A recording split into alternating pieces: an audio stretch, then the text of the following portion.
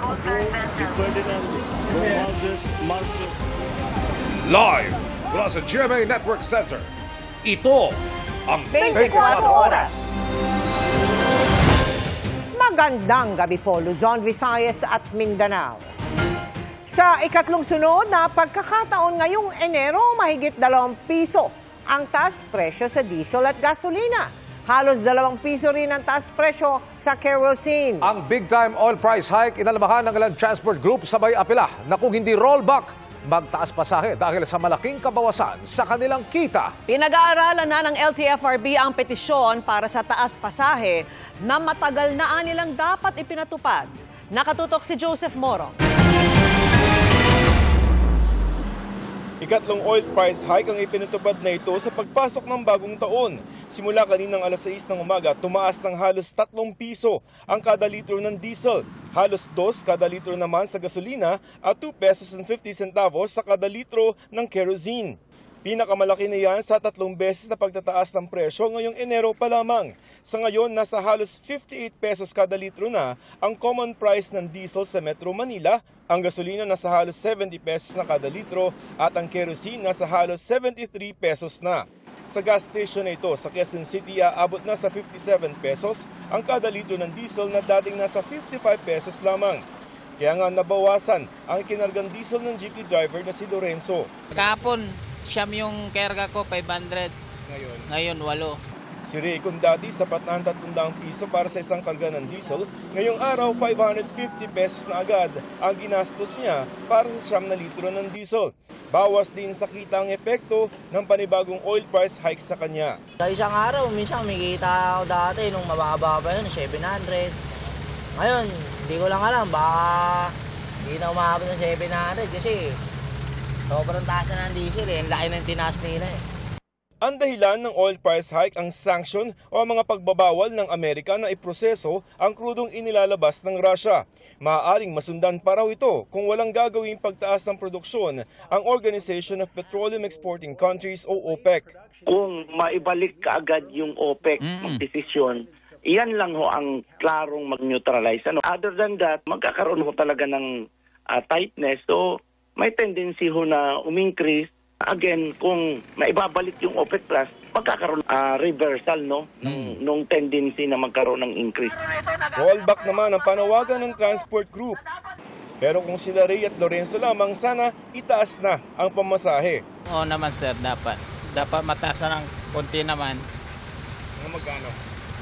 Kahit piso lang sana. Ayon sa LTFRB, may 4 na petisyon na humihingi ng dagdag singil sa pamasahe na nakahain sa kanila ngayon. 3 galing sa mga jeepney operator at 1 galing sa mga bus operator. 13 pesos ang minimum na pamasahe sa jeep ngayon at 15 pesos naman sa bus. Ayon sa LTFRB, nasa piso hanggang 3 piso ang hinihinging dagdag ng mga jeepney at bus operator. I think an increase is already long overdue. Kasi sobrang nang ipinaas ng presyo ng mga gasolina at saka yung cost ng maintenance of these motor vehicles. So it is imperative that we act on it.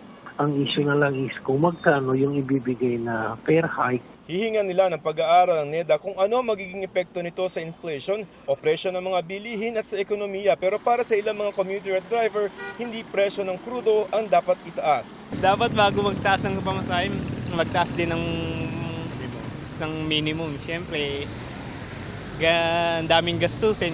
Para sa GMA Integrated News, Joseph Morong, nakatutok 24 oras. Nangangamba ang COMELEC na baka hindi na raw maabot ang target na araw sa pag-iimprenta ng mahigit 70 milyong balota na gagamitin sa eleksyon 2025. Ilang oras lang kasi matapos nilang ipakita ang bagong hitsura ng balota, kailangan na naman itong ulitin dahil sa panibagong TRO na inilabas ng Korte Suprema laban sa pag-disqualify sa ilang aspirant. Nakatutok si Sandra Aguinaldo. Temporary restraining order mula sa Korte Suprema ang nakuha ng vlogger at senatorial aspirant na si Francis Leo Marcos. Kasunod ito ng kanyang petisyon para pigilan ang COMELEC na ideklara siyang nuisance candidate o panggulo lang. Nakakuha din ng TRO sa Korte Suprema si dating Albay Governor Noel Rosal. at dating Mandawi City Mayor Jonas Cortez na parang kinansela ng COMELEC ang COC. These TROs, they enjoin or prevent the COMELEC from implementing the resolutions, considering the candidates are either disqualified or a nuisance candidate. So that means they have to be included in the ballot. Sabi ng COMELEC, susunod sila sa utos ng Korte Suprema. Kailangan daw nila ng 2 hanggang 3 araw para madagdag sina Rosal at Marcos sa balota. Napaka-crucial yung linggong ito. Sapagkat yung linggong ito yung magsisimula muli ang COMELEC ng pag-iimprenta ng balota. At again, ating pong kinukumit, pinapangako, the COMELEC will always comply at this point with the Supreme Court directive. Pero sabi ng Korte Suprema, may mga iba pang mga kalintulad na petisyon na kanilang dinidinig. 25 petitions ang nakafile ngayon sa national at local position at 22 naman sa party list. Pero lumabas ang TRO ng Supreme Court. Bago lumabas ang TRO ng Supreme Court, ipinakita pa naman ng COMELEC sa media ang bagong ballot phase. Nakasama na ang isang senatorial aspirant at 8 local aspirant na nauna nang idinagdag sa balota matapos sila makakuha ng TRO mula sa Supreme Court. Sa listahan ng senatorial aspirant, naalis na si Chavit Singso na nag-withdraw sa pagtakbo. Nadagdag naman si Subair Gintum Mustafa, kaya raw may ilang aspirant na naiba ang numero sa balota. Pinasok po natin si Ms. Mustafa, unang-una pong bumaba ay si Olivar, Ong, Pacquiao, Pangilinan, Kerubin, Kibuloy, Ramos, Revillame, Rodriguez, Sahidula hanggang kay Salvador. Hindi na po gumalaw pagkatapos pa dyan dahil tinanggal po natin yung dahil sa pag-withdraw ni Singson. Naisa na ng COMELEC na makapag-imprenta na muli ng balota bukas pero posibleng sa Biyernes na ito gawin. Sa bawat pangalan kasi na ihahabol sa balota, kailangan baguhin ang database ng mga aspirant, magsagawa ng serialization ng bawat balota at gumawa ng mahigit 1,600 na ballot phase. Prosesong inaabot ng 2 hanggang 3 araw. May agam-agam ang COMELEC na baka hindi na nila kayanin ang target nila na April 14 para matapos ang pag-iimprenta ng 73 million na balota. Kahit pa posible raw na 1.5 million ballots kada araw ang maproduce nila. Titiyakin daw nilang hindi maapektuhan ng deployment nito at ng iba pang kagamitan sa halalan. Wala pong epek sa araw ng halalan. Basta dapat mga 2 linggo bago mag-eleksyon na distribute na ng COMELEC ang lahat ng election paraphernalia sa ating pong sa buong Pilipinas. Bakit? Kasi meron po tayong final testing and sealing 1 linggo bago mag-eleksyon.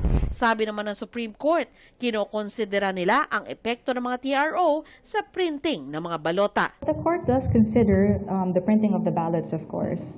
But then it did remind the COMELEC in the case of Marquez, the case decided earlier that the COMELEC should also be aware that in disqualifying candidates, there is a big chance that these candidates are going to be bringing the issue before the Supreme Court and that the Supreme Court would need time to actually resolve their cases.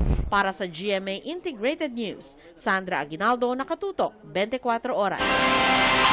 Sa gitna ng pagpapatupad ng maximum suggested retail price na 58 pesos kada kilo ng bigas, ilang tindahan pa rin sa Metro Manila ang nagbebenta ng lagpas sa itinakdang presyo. Hindi pa sila pananagutin sa ngayon pero may maagang babala na ang Agriculture Department sa kung hindi tatalima. Nakatutok si Bernadette Reyes. Agad pinapalitan ng mga opisyal ng Department of Agriculture sa mga retailers sa Trabaho Market ang presyo ng imported rice na lagpas sa itinakdang maximum suggested retail price o MSRP. Simula kasi kahapon, ipinatupad na ang MSRP na 58 pesos kada kilo. Ibig sabihin, hindi na dapat lalagpas dito ang presyo ng imported na bigas. Pero sa pag-iikot kanina ng mga opisyal ng DA at mga kawani ng Department of Trade and Industry, ilang retailers ang nagbebenta ng imported rice na 60 pesos. Kahapon lang kasi dumating sa amin, nung nakaraang araw, yung price na ganon. Hindi naman kaagad-agad na magagawa namin. Inuunti-unti na po namin. Pero nagsimula na kami ngayon na ibaba. Yung mga nasa 60 na ngayon, yung iba nasa 58 na siya. Once na nakabili na kami, bababa na po yan pag naubos na po yung stocks namin. Wala namang problema, susunod tayo. Dahil dito, hindi raw ramdam ni Desilda na bumababa ang presyo ng bigas. Ganun pa rin po kasi mahal pa rin po yung bigas. Yung budget, kailangan dagdagan kasi yung bigas masyadong mahal. Ayon sa DA, masyado raw mataas ang presyo ng ilang nagtitinda. Kailangan na nila magre-negotiate doon sa kanilang mga supplier kasi dahil meron ng MSRP ngayon, kasi i-review ito in 2 weeks, dapat immediately mapag-usapan nila yung mga stocks at sa susunod hindi na talaga pwede na may makita kami na ganitong mataas, lalo na yung 60 hanggang 65, hindi na siya acceptable talaga. Sa monitoring ng Department of Agriculture, umaabot rin hanggang 60 pesos ang kada kilo ng imported na bigas sa ilang mga retailers sa Pasay Public Market at sa Guadalupe Market. Pero bibigyan pa raw nila ng pagkakataon ng mga retailers na maibaba ang kanilang presyo. Sa ngayon, hindi pa muna pananagutin ang mga lumagpas sa MSRP ang presyo, pero maglalabas tayo ng guidelines. Pagka naglabas po ng guidelines at tayo po ay naglagay ng period for compliance, after po nun, talaga po magiging strict po tayo. Samantala sa monitoring ng DA, umaabot hanggang 450 pesos ang presyo ng baboy. Ganito rin ang presyo sa Trabaho Market. Sobrang taas po ang baboy ngayon. Dumadaing na rin po kami sa farm at saka sa dealer po. Bibili muna ako ng frozen kasi nga medyo mas mura-mura. Ang pagtaas is dahil nung 3rd quarter talaga sumipa yung kaso ng ASF at yung 4th quarter naman ay maraming demand. Para sa GMA Integrated News, Bernadette Reyes, nakatutok 24 oras. Pinahahanapan na ng budget ni Pangulong Bongbong Marcos ang mga ahensya na nawalan o nabawasan ng pondo sa ipinasang 2025 national budget. May ilan ding pondo na pinababalik naman ng Pangulo sa orihinal nitong pinaglaanan. Nakatutok si Ivan Mayrina. The original budget can be described as suboptimal. We are working to make it optimal once again. Patuloy na pinupulong ni Pangulong Bongbong Marcos sa kanyang mga departamento para hanapan ang mga programang nawalan o di kaya nabawasan ng pondo sa pinirmahan niyang pinal na bersyon ng 2025 national budget. Sa pulong niya sa Department of the Interior and Local Government kanina, nakita mahigit 1 bilyong piso na wala sa ilang priority projects tulad ng Information Technology o IT program ng PNP National Police Clearance System at maging drug-related integration at generation system. At kapuna-puna kung saan daw inilaan ang mga pondo. Nilagay nila halos 1 billion sa all-terrain amphibious rescue vehicles for Region 5. Specific yan to Region 5. At naglagay sila ng additional 500 million pesos sa Intelligence Fund. Pinababalik daw ng Pangulo ang mga inilipat na pondo sa orihinal na paglalaanan. Ang 500 million pesos sa Intel Fund, pinalilipat daw para sa isang integrated 911 system sa buong bansa. Kapag naisa katuparan ng proyekto, makakaresponde mga pulis o bombero sa anumang emergency sa loob ng 3 minuto. Maganda mga tinutukoy na layunin ng ehekutibo sa paggawa ng paraan para hanapan ng pondo mga tinanggalan ng mga kongresista sa ipinasang GAA. Pero paano ito gagawin? Gayon nakatakda sa GAA na isa ng ganap na batas kung saan ilalaan at kung magkano ang pondo sa bawat linya nakasaad dito. Sagot ng DILG rito ang isang linya sa veto message ng Pangulo. In the exercise of the budget execution function vested upon the executive branch, it is understood that the increases in appropriations and new budgetary items introduced by the Congress in the budget shall be subject to the national government's cash programming, observance of prudent fiscal management, applicable budget execution rules and procedures, and approval by the President based on the program's priorities of the government. Para sa GMA Integrated News, Ivan Mayrina, nakatutok 24 oras. Kinumpirma ng Bureau of Jail Management and Penology o BJMP na isinugod sa ospital si Pastor Apollo Kibuloy matapos umanong mahirapang huminga. Noong Sabado raw, dinala si Kibuloy sa Rizal Medical Center. Inirekomenda ng sumuring doktor na in-confine sa ospital si Kibuloy na na-diagnose na may pneumonia. Pagsisiguro ng BJMP, maigpit ang kanilang seguridad sa pastor habang nananatili ito sa ospital. November 2024 nang isugod si Kibuloy sa Philippine Heart Center dahil naman sa pananakit ng dibdib at irregular na tibok ng puso. Niyanig ng magnitude 6 na lindol ang Taiwan pasado alas 12 ng madaling araw kanina. Ayon sa US Geological Survey, naitala ang episentro nito 12 kilometro hilaga ng Yujing, Taiwan. Kita sa kuha ng CCTV kung paano nahulog ang mga gamit sa loob ng ilang tindahan dahil sa lakas ng pagyanig. Ilang aftershock din ang naitala. May mga kinailangang i-rescue matapos matrap sa loob ng mga gusali. Ayon sa firefighting authorities ng Taiwan, nasa 15 ang nasaktan at isinugod sa ospital. Kabilang sa mga nakaranas ng lindol at pansamantalang lumikas ang ilang OFW sa Taiwan. Sa panayam ng unang balita sa Pinoy worker na si Marcy, ramdam na ramdam daw nila ang lakas ng pagyanig habang nasa trabaho sa isang pabrika. Daang-daang Pilipino raw ang kasama niyang nagtatrabaho roon, pero lahat sila ay nasa maayos namang kalagayan. Sa pahayag ng Manila Economic and Cultural Office o MECO, ligtas ang lahat ng Pilipino roon. Patuloy rin daw ang kanilang pagmamonitor sa sitwasyon. Dahil sa magkasunod na pagpatay sa 2 Pinay workers sa Kuwait, naungkat sa Senado ang muling pagpapatupad ng deployment ban doon. Sang-ayon dyan ang Foreign Affairs Department dahil sa kakulangan umano ng polisiya para protektahan ang mga OFW. Nakatutok si Maki Pulido. Sa bakura ng isang Kuwaiti family na tagpuan ng bangkay ng OFW na si Daphne Nakalaban. Hindi naman nakahinga hanggang mamatay si Jenny Alvarado dahil sa usok mula sa coal stove habang nasa loob ng isang kwartong walang bintana. Ilan lang sila sa mga kaso ng mga OFW na namatay sa Kuwait. Sa Senate hearing, ikinwento ng mga anak ni Jenny Alvarado ang mga pang-aabusong naranasan ng kanilang ina sa kanyang Kuwaiti employer. Nagsabi na po yung mother ko na kinukulong po siya sa mismong bahay pag umaalis po yung amo niya. Yung mga pagkain niya po, like pinapagalitan na po siya pag sobrang dami na pong pagkain. Imbestigahan natin DMW and OWA and the DFA yung anggulong foul play. Ayan na kinukulong, hinihipuan, hindi pinapakain na maayos. Titingnan po natin yung criminal aspect of the case that we will file. Dahil paulit-ulit pa rin ang kaso ng mga pang-aabuso sa Kuwait, ipinanukala ni Senator Raffy Tulfo ang muling pagpapatupad ng deployment ban. Even if I have to talk to the President about this, and I will, ibalik natin siguro yung ban. Wala na munang new deployment. Stop. Yung mga nandun ngayon, may kontrata, sabihin, gusto nila mag-renew ng kontrata, okay ako. Kaya lang, wala nang bago. Kung ano yung natitira doon, yun na yun. Tapos, renew ng contract sila. Okay. Nagpatupad na ng deployment ban noong 2018 matapos matagpuan ang bangkay ni Joanna De Mafelis sa loob ng freezer ng kanyang amo sa Kuwait. Nagbunga ito ng isang bilateral agreement na dapat ay may dagdag na proteksyon sa mga OFW. Pero hindi tumigil ang mga kaso ng mga pang-aabuso. Nang matagpuan ang bangkay ni Julie Biranara sa disyerto ng Kuwait noong 2023, tinigil ang deployment sa Kuwait ng mga first-time overseas worker at ipinatutupad pa rin daw ito hanggang sa ngayon. Pabor ang Department of Foreign Affairs sa panukalang pagbabalik ng deployment ban, mahirap daw kausap ang gobyerno ng Kuwait tungkol sa dagdag na pulisiya para mas maprotektahan ang ating mga OFW.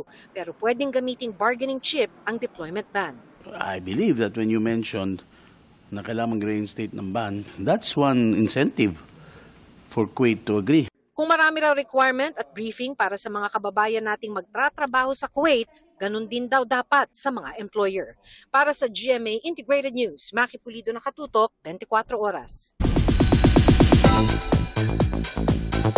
Certified trending ang dabuhalang comeback sa primetime ni Lolong.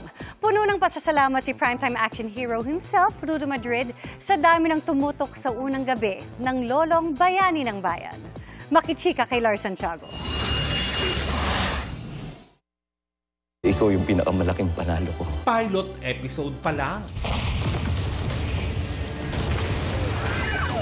Bumuhos na agad ang mga luha sa dambuhalang comeback sa GMA Prime ng Lolong Bayani ng Bayan. Ang inaabangang pagkapatuloy kasi ng love story ni na Lolong at Elsie. Naudlot. Sige na, tumakas ka na. Goosebumps at makapigil hininga rin ang action scenes. Lolong! Kaya hindi nakapagtatakang tinutukan at certified trending. Kahit po ako personally sobrang natuwa po sa pilot episode ng Lolong kasi Wala po ako napapanood na clips eh. So, last night, 2 beses ko pinanood, parang sa GMA pat sa GTV, and sobrang napakasarap po sa puso. Kasabay ng milyon-milyong kapuso, tumutok din daw ang pamilya ni Ruru. Tatay at nanay ko, nanonood sila last night. And habang nanonood sila, pumapalakpak sila eh. Parang nung time na unang lumabas si Lolong, lumabas si Dakila, and then nung natapos, parang napapalakpak sila na sinasabi nila, grabe, parang na-exceed pa yung expectations nila. Masaya si Ruru sa magagandang feedback ng mga manunood. At kung pasabog na agad ang unang gabi, mas dapat daw abangan ang episode mamaya. Mas marami pong pasabog. Yung ibang mga eksena, halos 2-3 araw po namin kinunan para po mas mapaganda pa. Yun, siguro ito po mga susunod, mas maikikwento yung buhay po ng mga taga-Tumahan, ano nga ba nangyari sa mga Atubao, at marami po kayong makikilalang mga bagong karakter. Sa ngayon, tuloy-tuloy ang taping ni Ruru. Kailangan daw niyang mas maging physically fit. Actually, Tito Lar, hindi pa yan 100%, pero I'm still working on it every single day. I know na medyo magiging mahirap siya kasi action yung ginagawa natin. Pero syempre, kailangan din po natin mapangalagaan yung physique. Gusto rin natin makapagbigay ng inspirasyon dun sa mga tao na gusto rin magkaroon ng gantong katawan. Mensahe ni Ruru para sa mga nagmamahal kay Lolong. Maraming salamat po sa inyo. Mula po sa kaibuturan ng aking puso, lubos na pasasalamat ang gusto kong ialay sa inyo dahil sa totoo lang, hindi po naging madali yung buong proseso ng paggawa ng proyekto na ito. Pero katulad nga ng sinabi ko, kayo po yung nagsisilbing inspirasyon sa akin para lalo pong pagbutihin ang aking ginagawa. Lars Santiago, updated sa showbiz happening. Hinimok ni National Security Advisor Secretary Eduardo Año ang Kongreso na palakasin ang batas laban sa espionage o paniniktik sa bansa. Kasunod yan ang pagkakadakip sa isang Chinese at 2 kasabot na Pinoy na gumagamit ng high-tech equipment para makapang-espiya. Nakatutok si Marisol Abduraman. Matapos ang pagkakadakip ng Chinese national, umano'y naniniktik sa ilang base militar, opisina ng gobyerno, vital installations maging mga mall, lalo raw tumindi ang duda ng Armed Forces of the Philippines. If we look at the entire expanse of the country, covering the different instruments of national power, and start connecting the dots, there seems now to be a deliberate and calculated move to map out the country by a foreign power. Hindi raw kasi ito ang unang beses na may Chinese national na nahuli sa paniniktik. Idagdag pa dyan ang underwater drone na na-recover kamakailan na pang-5 insidente na raw, pati na ang mga pagkakaaresto sa ilang dayuhang may peking ID at birth certificate, tulad sa kaso ni dismissed Banban Tarlac Mayor Alice Guo. Nakababahala nga raw ang mga gamit na nakuha mula sa nadakip na Chinese national. High precision topographic mapping and 3D modeling of military installations and critical infrastructures. So kasama nga dito yung camps natin, even yung mga malls. They utilize their equipment to map and survey critical infrastructures and strategic areas to include military installations, ports, malls, communications grids, energy grid, and major seaports and airports covering major routes from the northernmost point of Luzon down to the Bicol region. Pero nang tanungin kung nasa likod ng mga insidenteng ito ay ang China, ayon sa AFP. I do not want to speculate on anything. We base our statements on facts. Ayaw naman daw ng AFP na mag-cause ng alarm pero nananawagan sila sa publiko na maging mapagmatsyag at agad i-report sa kanila ang mga kahinahinalang kilos. Sa gitna nito, hinimok ni National Security Advisor Secretary Eduardo Año ang Kongreso na palakasin ang batas laban sa espionage. Para sa GMA Integrated News, Marisol Abduraman, nakatuto 24 oras. Ramdam na ramdam pa rin sa ilang lugar ang lamig na panahon ngayong amihan season. Gaya po kahapon, muling bumagsak sa 12.9 degrees Celsius ang temperatura sa La Trinidad, Benguet kaninang umaga. Iyan pa rin ang pinakamababa mula na magsimula ang amihan season ayon sa Pag-asa.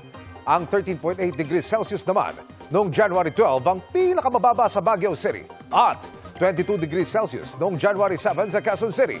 Posible pang bumaba ang mga yan habang nasa peak ang amihan ngayong Pebrero.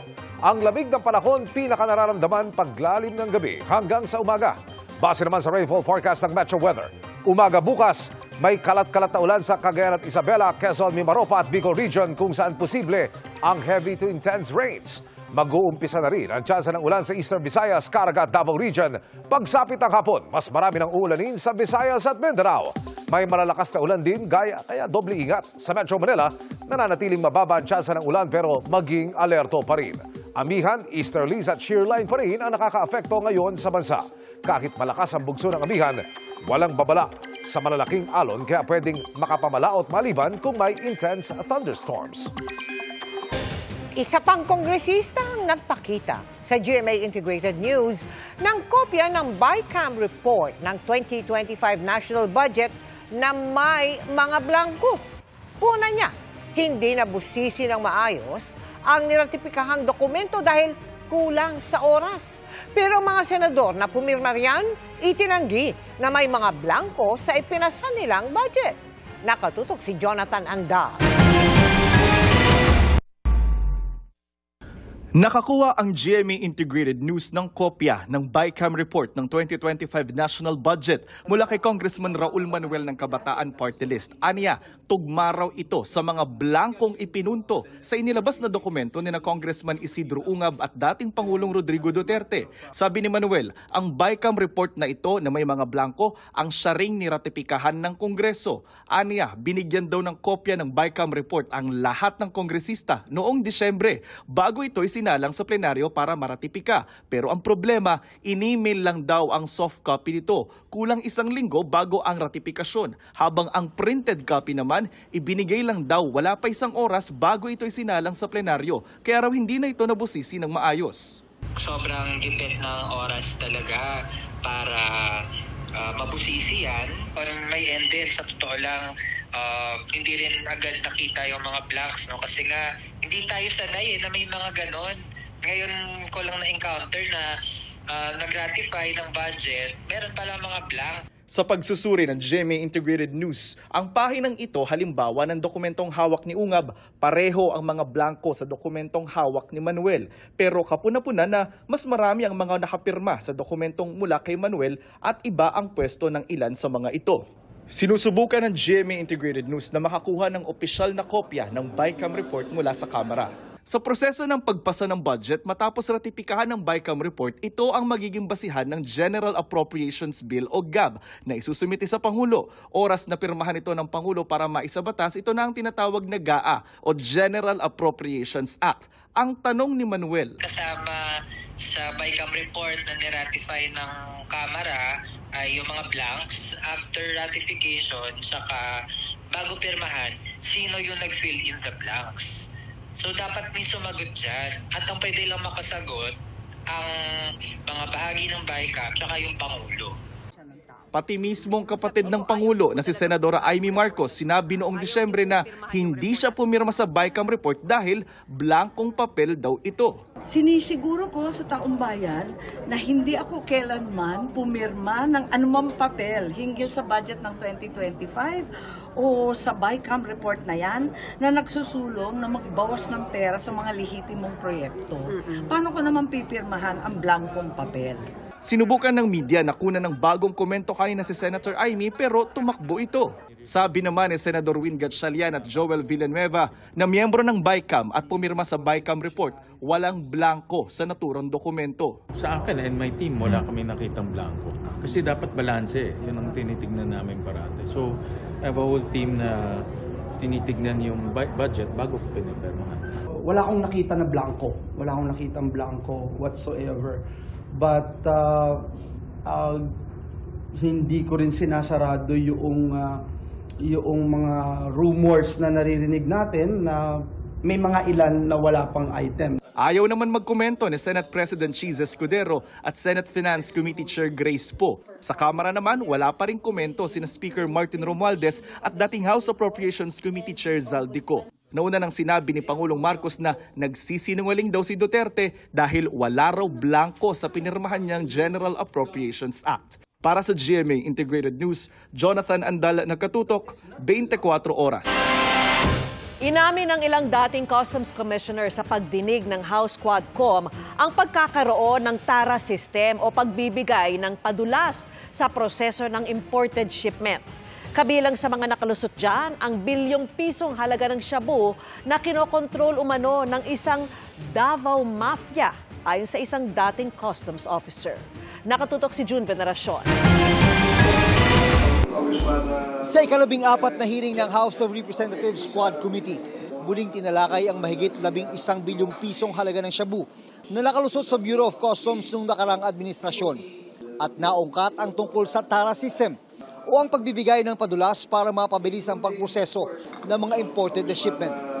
Inamin ng mga dating Customs Commissioner na sina Nicanor Faeldon at Isidro La Peña na merong TARA noong panahon nila na pilit nilang ipinatigil. Noong panahon ni Faeldon, nagkaroon daw sila ng pag-aaral na 27 billion pesos ang nawawala sa kaban ng gobyerno kada taon dahil sa problema ng TARA. Base raw ito sa 30,000 pesos sa TARA sa kada pumapasok na shipping container. Inamin nyo, meron. Nung panahon ninyo. So hanggang saan ba yan? Umaabot ba yan hanggang sa inyo? Yung mga lagayan system na yan? Hindi po umabot sa akin. Pero gaano kalawak, I believe malawak po. Ang tanong ng mga kongresista, umiiral pa rin ba ngayon ang TARA system? Naipit ang isang kasalukuyang opisyal ng customs na dumalo sa pagdinig. As of now, Your Honor, I have no information about a TARA system ongoing with the Bureau of Customs. Alam mo, nakakagalit to. I think you're lying to us. You know, you have been there for quite a time. If the commissioners know about that, why don't you know? Bilang isang hepe ng legal service ng customs, wala raw silang hawak na kaso na may kinalaman sa TARA. From our records, Your Honor, we are trying administrative cases. Hindi ko po tinatanong kung ano po yung trabaho niyo, attorney. And, Your Honor, please. Sandali lang. Nagsasalita pa ako.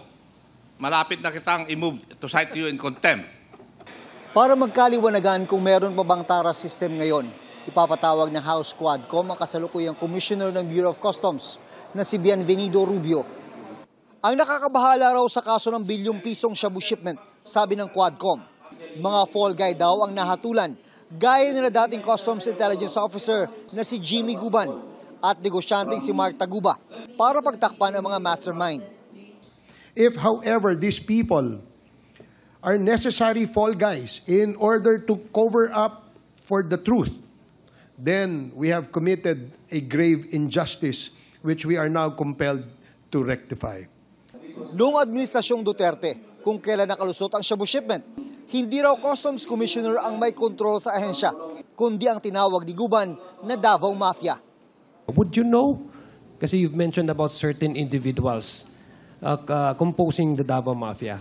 Before, Your Honor, I experienced during the time of Commissioner Faeldon na there was an instruction directly to me na i-release mo yung container because there was call from, well, sa bibig niya nang gagaling, from Pulong in Mans. Then Commissioner called the director na get off that container. I would like to request the resource person who gave the instructions to him. Your Honor, to our director. Kinukuha pa ang panig ni Congressman Pulong Duterte at Attorney Mans Carpio, asawa ni Vice President Sara Duterte. Pero dati nang itinanggi na Duterte at Carpio ang bintang. Sabi pa noon ni Duterte, hindi raw niya kilala si Guban. Habang sabi ni Carpio, politika ang nasa likod ng aligasyon. Para sa GMA Integrated News, June Veneracion, Nakatutok, 24 Oras. Solid kapuso pa rin for 21 years si Ultimate star Jenilyn Mercado na muling pumirma sa kanyang home network, ang GMA. Hindi napigilang maging emotional ni Jen sa mga pinagdaan ng highs and lows para marating ang success ng kanyang career ngayon. Yan ang chika ni Nelson Canlas. Sino raw ang mag-aakala na ang dalagitang ito na unang sumali sa first Philippine reality program ng bansa na Starstruck at itinanghal na Ultimate Survivor? Isa na ngayon sa mga pinakatinitingalang aktres sa mundo ng showbiz. Sa 21 years sa industriya ni Jenny Lin, samut-saring roles na ang tumatak dahil sa kanyang husay sa pagganap, gaya ni Lyra ng OG Encantadia, Super Twins, Itay! Rodora X, Are you stalking me? Pinoy adaptation ng hit K-drama na My Love from the Start, Sorry. Sorry. Pwede kang tumalikod? Sorry. at Descendants of the Sun. Hanggang sa kanyang latest series na Love, Die, Repeat. Maulit-ulit ko makikita mamamatay yung asawa ko, hindi ko kaya. At marami pang iba. She's an accomplished singer and actress, an award-winning producer, a wife, and a mother.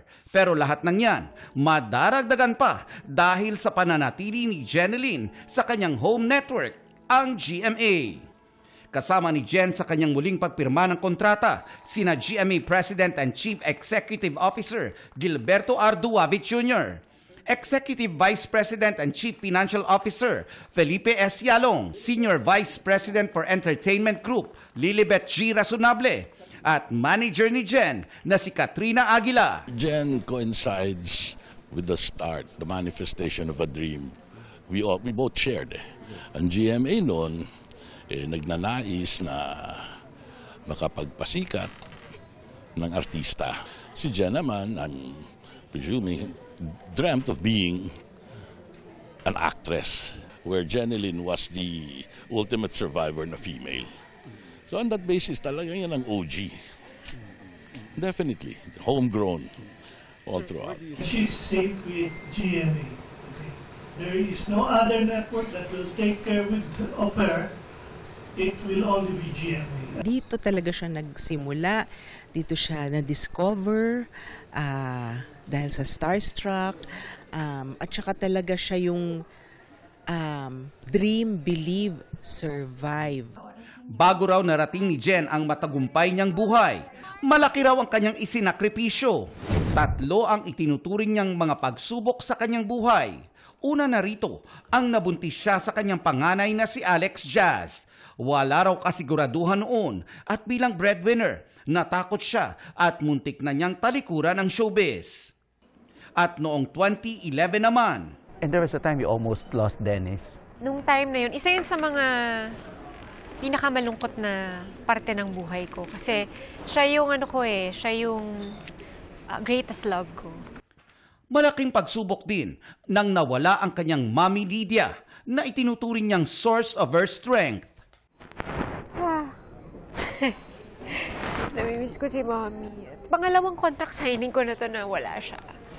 So yung una ganito rin, para rin ako, alam mo yung parang may kulang, pero alam ko masaya siya para sa akin. Pero alam niyang proud daw ang kanyang mommy dahil natupad na ang pangarap nilang maging masaya siya sa kanyang buhay. Siguro dahil gusto niya na marami pa akong matutunan sa buhay. Marami pa akong pagdaanan na talagang magagamit ko sa future. In the last 20 years, ano ba yung pinakamalaking lesson na natutunan mo? Natutunan ko kung paano talagang maging matatag. Kasi alam naman ng lahat na wala akong masasandalan, wala akong pamilya, wala na yung nanay ko, so ako na lang mag-isa. Naitaguyod ko yung sarili ko. Kaya sabi ko nga, thankful ako na dumating din si Dennis, dahil kahit papano may katuwang na ako sa buhay. Ngayong 2025, muling mapapanood si Jenny Lin sa isang action drama series sa telebisyon at romantic comedy drama sa Everything About My Wife na remake ng Korean film na All About My Wife. Sa parehong proyekto, ang pagbabalik team up nila ng kanyang favorite leading man, ang husband na si Dennis Trillo. Congratulations, mahal, at sa bago mong kontrata sa ating Kapuso Network. Excited na ako na gumawa ng mga magagandang proyekto na kasama ka. Sobrang excited na finally magkakaroon ka ulit kami ng project, makakatrabaho ko ulit yung asawa ko. Dahil huling beses namin ginawa na magtrabaho ay siguro mga 10 years ago na, mga ganun na yata katagal. Nelson Canlas, updated sa Showbiz Happenings. At yan, ang mga balita ngayong Martes. Ako po si Mel Tiangco. Ako naman po si Vicky Morales para sa mas malaking misyon. Para sa mas malawak na paglilingkod sa bayan, ako po si Emil Sumangit. Mula sa GMA Integrated News, ang News Authority ng Pilipino. Nakatuto kami 24 oras.